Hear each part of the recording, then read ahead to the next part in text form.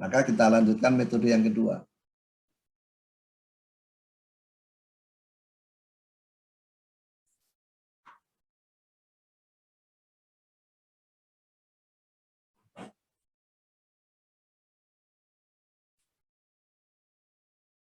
Kuesioner. Nah, kuesioner ini mengungkap data dengan menggunakan pertanyaan yang ditulis dan jawabannya juga dilakukan secara tertulis. Keuntungan kuesioner adalah kalau cukup respondennya 100, maka kuesioner tadi dapat dikirim serentak. Tidak perlu satu-satu, dikirim serentak, diberikan serentak. Ya. Kemudian mereka dapat menjawab. Bahkan kalau siswa itu kan dapat dibagikan di kelas, kemudian dikumpulkan langsung. Itu jadi lebih cepat mengumpulkan datanya. Kalau interview tadi dibutuhkan setengah jam kali 100, 50 jam. Kalau ini mungkin hanya 1 jam selesai, dibagi, mulai membagi, kemudian menjelaskan, kemudian membagi instrumen, menerima kembali, mengecek mana yang sudah terisi, itu hanya 1 jam terhadap 100 anak. Nah, kuesioner itu tidak ada panel, tapi kuesioner itu selalu individu. Kalau interview tadi kan bisa panel, bisa focus group discussion. Kalau kuesioner hanya satu, respondennya satu-satu, individu. Nah, keuntungannya menjangkau daerah yang luas, karena nggak perlu didatangi. Ya. Kelemahan kuesioner adalah tingkat pengembaliannya rendah. Kalau Anda membuka kuesioner pada orang terbuka pada masyarakat, pada orang lain di luar sekolah Anda, pasti rendah. Itu bisa mendapatkan 60% sudah bagus. Nah ini. Kalau interview enggak, respondennya 100, Anda datanya juga 100. Kalau kuesioner tidak. Ini kelemahan kalau kuesioner. Oleh karena itu, apabila tingkat pengembalian rendah, tidak cukup, Anda harus ada follow up dalam kuesioner. Memang kalau Anda meneliti di sekolah Anda, karena ada guru, lalu kepada siswa, ya siswa mana yang berani nggak mengisi, pasti 100%. Ya kan? Tapi misalnya Anda berikan pada orang tua, belum tentu kembali 100%. Ya kan? Nah ini kelemahan dari kuesioner. Dan kuesioner hanya cocok untuk mereka yang dapat memahami pertanyaan secara tertulis. Jadi yang mereka berpendidikan. Itu pun Anda harus tes betul-betul dia memahami enggak pertanyaan yang Anda berikan. Itulah gunanya kalau kuesioner jadi penting sekali untuk melakukan uji coba. Karena supaya betul-betul memahami pertanyaan Anda. Uji coba dalam kuesioner jadi sangat penting sekali.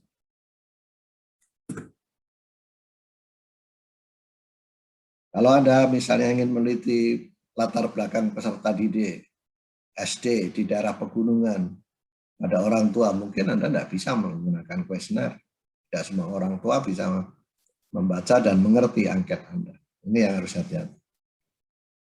Bahkan bahasanya pun belum tentu pakai bahasa Indonesia dia mengerti. Ya, ini penting juga.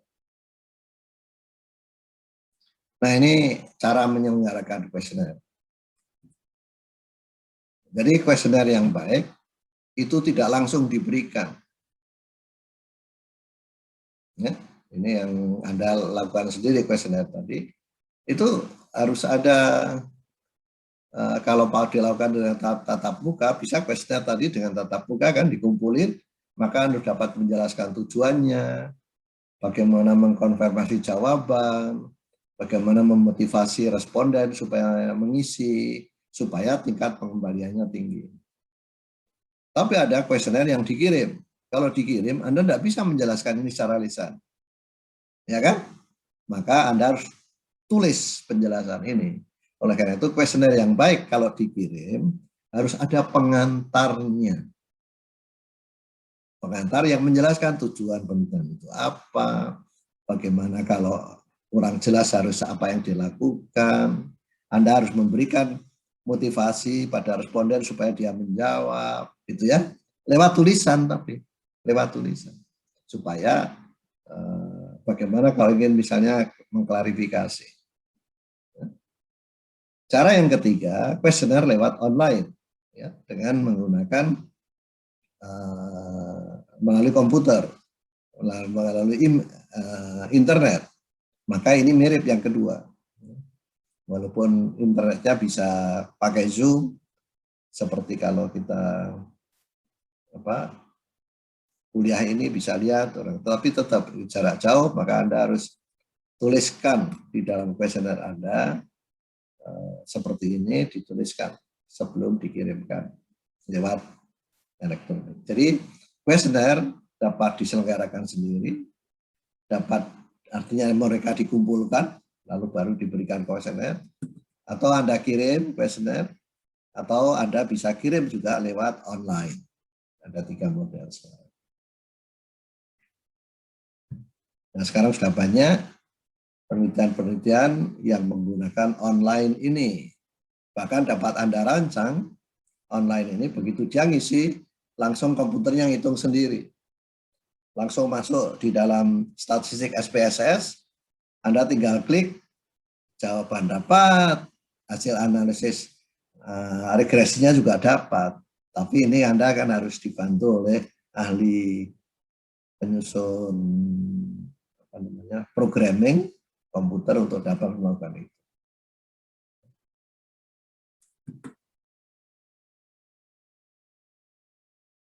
Nah, ini teknik menyusun kuesioner. Nah, ini yang sering kurang diperhatikan.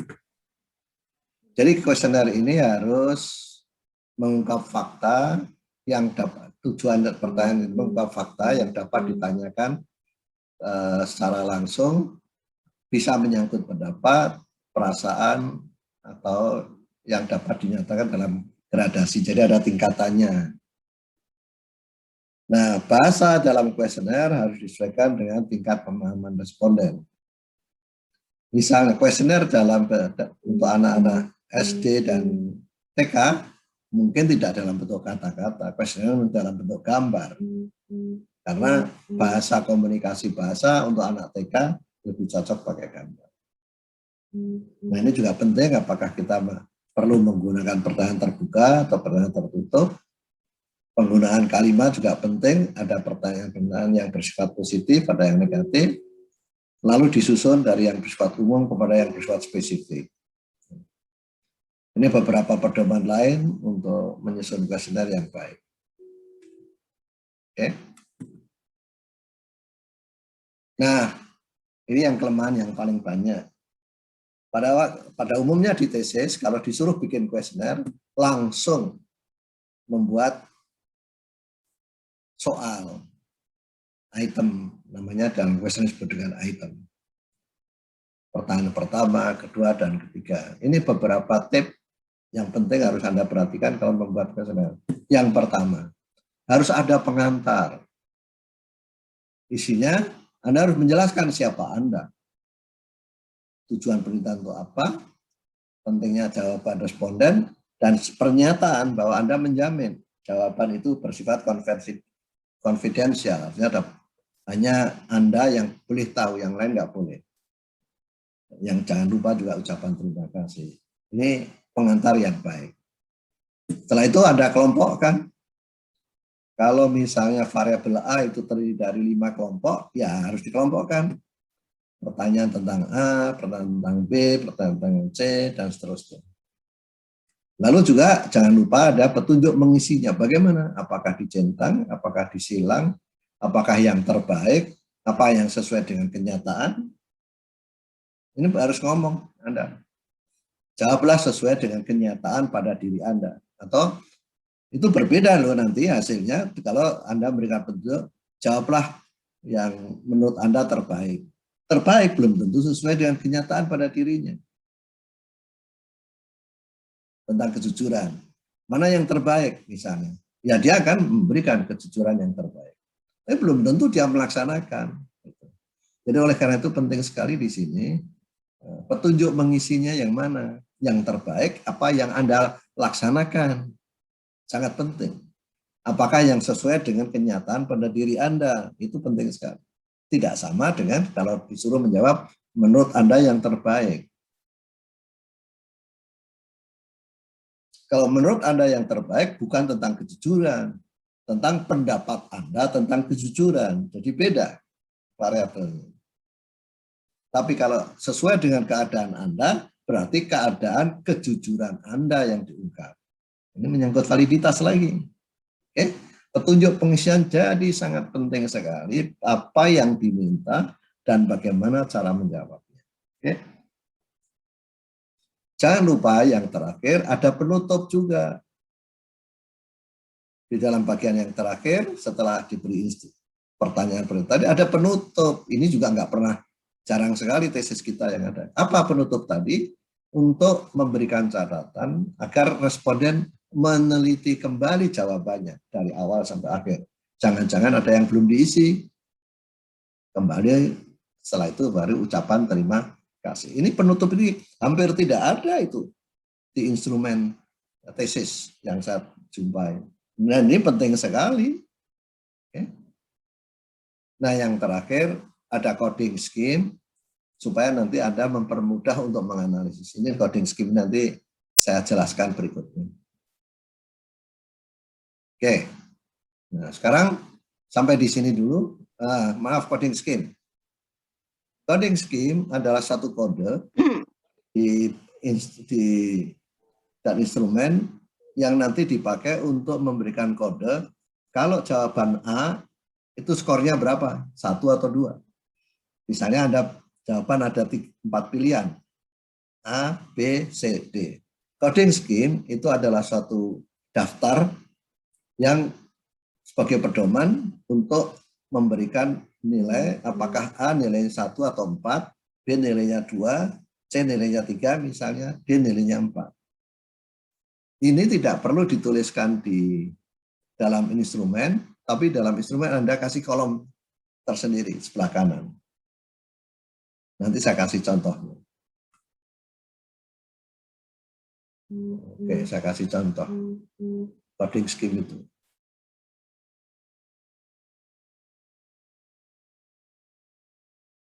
Coding scheme.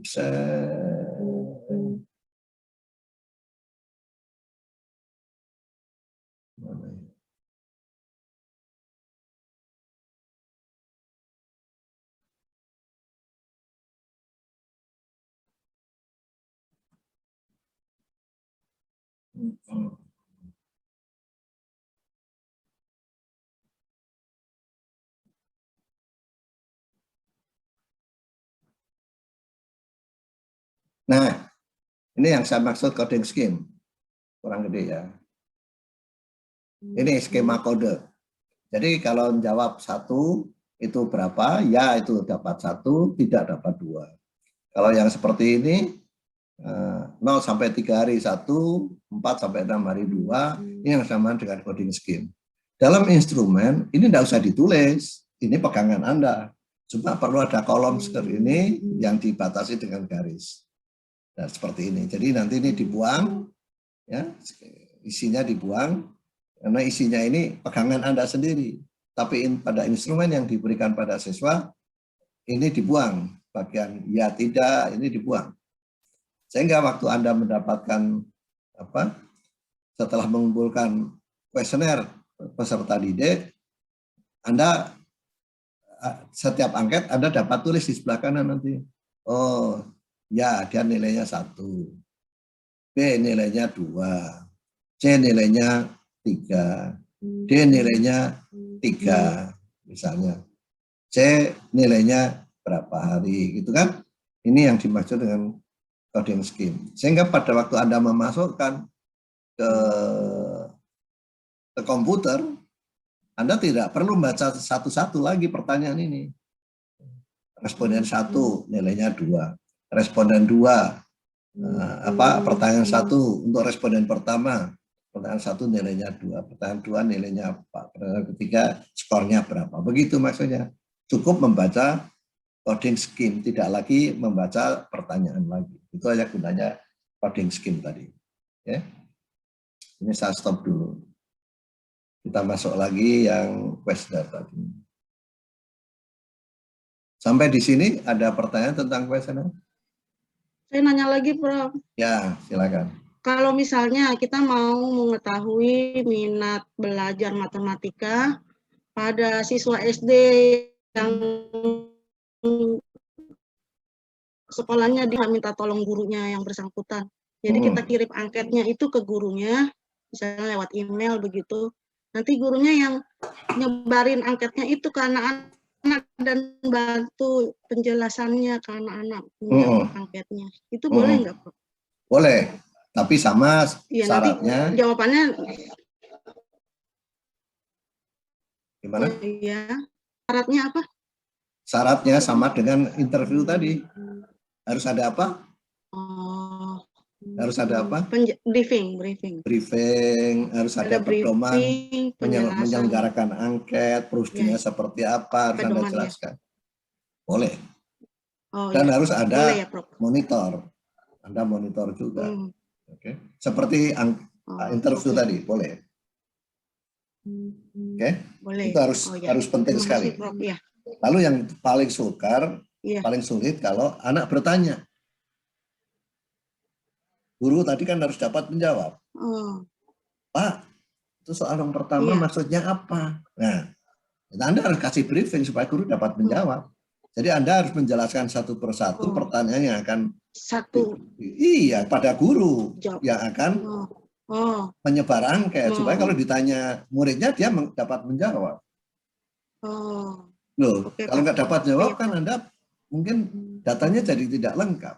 Anak nggak mau mengisi. Iya.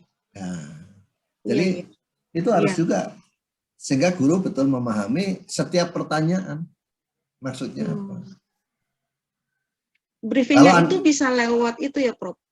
Apa? Misalnya lewat Zoom begini atau lewat tertulis briefingnya itu pedoman-pedomannya. Cuma kalau yang terbaik Anda harus berhadapan muka. Apakah berhadapan mukanya itu secara fisik atau lewat online kan supaya ada tanya jawab.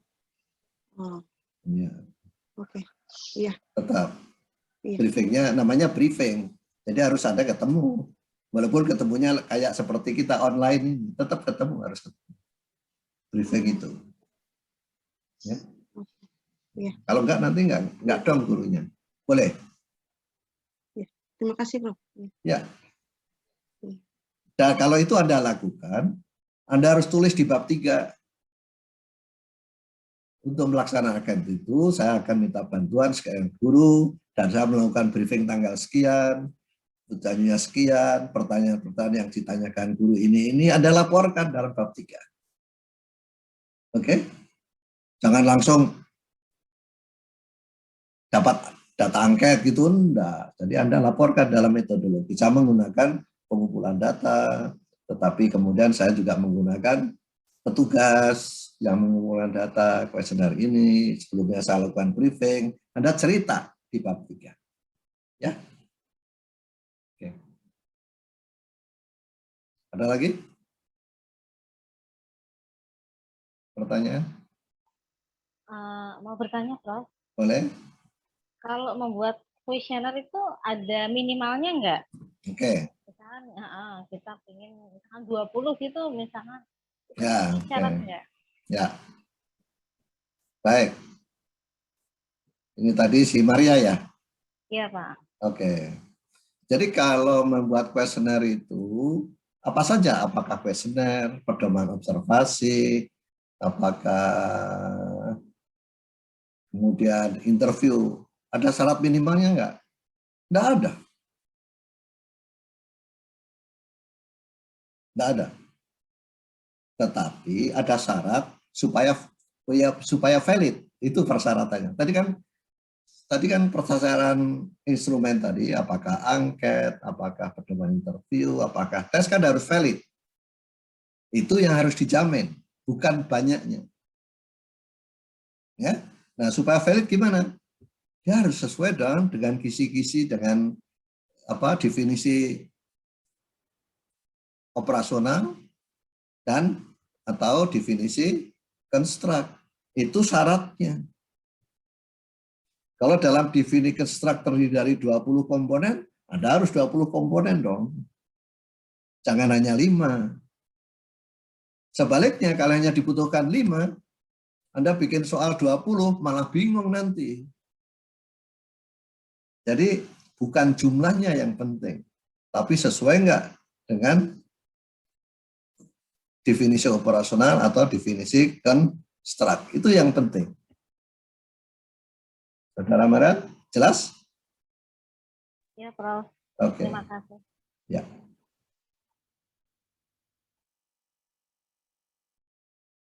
Kalau terdiri dari 20 tapi malah nggak sesuai dengan yang ingin kita ungkap, malah tidak valid. Oke. Ada lagi pertanyaan? Saya, Prof. Ya, silakan. Assalamualaikum. Waalaikumsalam. Halo, terdengar Ya. tidak, Pak? Dengar jelas sekali, kenceng. Ya, makasih. Soalnya kemarin nggak terdengar. Maaf, di sini dengan keterbatasan saya ya, Pak ya. Saya ingin bertanya maksud dari data sensitif, katanya. Di sini pertanyaan terhadap data sensitif tidak diletakkan di depan. Ya. Mohon penjelasannya, Pak. Oke. Terima kasih. Assalamualaikum. Waalaikumsalam. Saya tanya, data apa untuk perempuan yang Anda anggap sensitif? Artinya dia sensitif itu apabila diketahui orang lain dia sebenarnya nggak suka. Ayo. Umur. Umur. Iya. Oh, itu ya. Jadi kalau menanyakan umur, ya, berapakah umur Anda, ya? Dan itu pun Anda kaitkan tentang kaitannya misalnya dikaitkan dengan instrumen yang mengungkap tentang perkawinan. Berapakah umur Anda? Ya? Nah, kalau seperti itu kemungkinannya dia gimana? Jawab jujur atau tidak? Kalau dikaitkan dengan masalah perkawinan, kira-kira jujur nggak dia? Biasanya jarang. Jarang. Nah, ini termasuk data yang sensitif. Kalau yang seperti ini, Anda boleh dong bertanyanya tidak langsung. Ya, misal, bagaimana menanyakan umur, kira-kira umur, tetapi tidak langsung. Apa yang ditanyakan?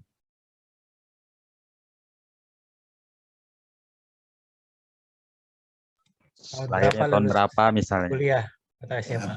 Apa? Lahir, ya boleh. Tapi itu masih dekat tuh. Masih agak sensitif juga. Ada yang lain yang lebih canggih? Tahun berapa lulus SMA? Betul. Tahun berapa kamu lulus SMA? Pernah nunggak enggak? Kalau lulus SMA umur 18. Apa? Umur SMA dia bilang 18. Lalu dia pernah nunggak, kan? Berarti kan kita dapat menghitung jumlah umur ditambah tunggak kelas.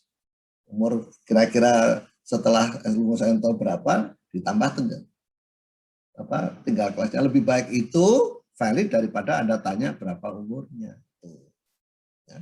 Jadi banyak, atau ditanya, memang Anda pada waktu G30S sudah lahir atau belum? Oh, saya sudah lahir. G30S saya sudah umur 5 tahun. Anda bisa menghitung dong G30S tahun berapa. Ya kan? Waktu terjadi tsunami di Aceh, kamu di mana? Sekolahnya. Nah, ketahuan juga tsunami itu kapan. Jadi seperti itu. Cara yang lain yang menyangkut sensitif misalnya, orang menanyakan tentang sebab-sebab kenapa seseorang perempuan itu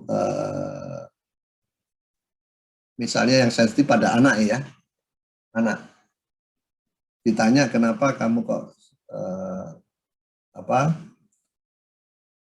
sering kalau pagi sering terlambat. Itu kadang-kadang hati-hati loh Anda. Terlambat itu belum tentu karena dia malas. Nah, ini harus pandai mencari pertanyaan-pertanyaan yang tidak langsung supaya dia menjawab kenapa dia terlambat. Pernah dapat video nggak seseorang anak terlambat datang dihukum terus oleh gurunya? Ternyata gurunya akhirnya penasaran. Dia datangi itu rumah anak itu diikuti. Ternyata setiap pagi dia harus mengurus orang tuanya yang lumpuh. Jadi nggak mungkin dia datang pas di waktunya.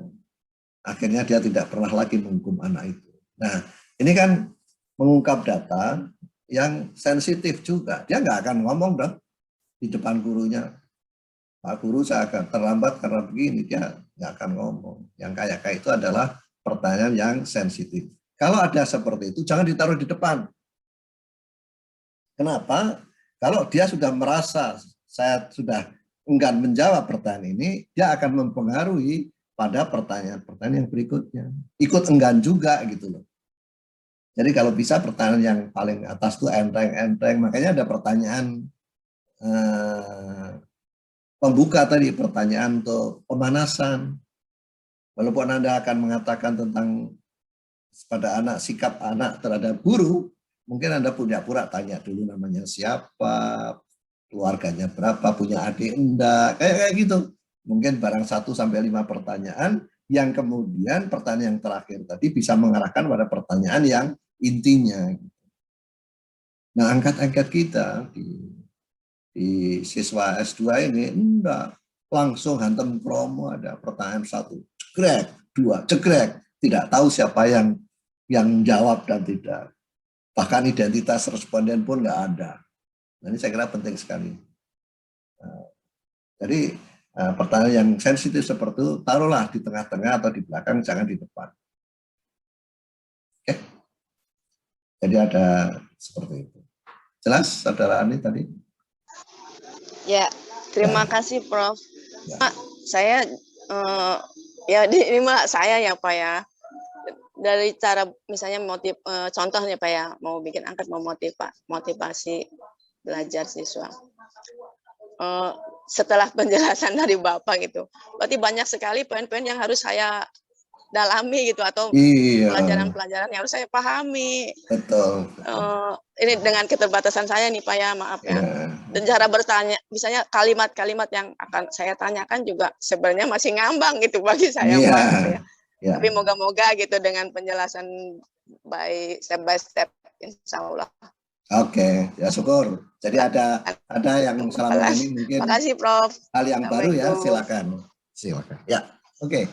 Baik, kita bisa terus.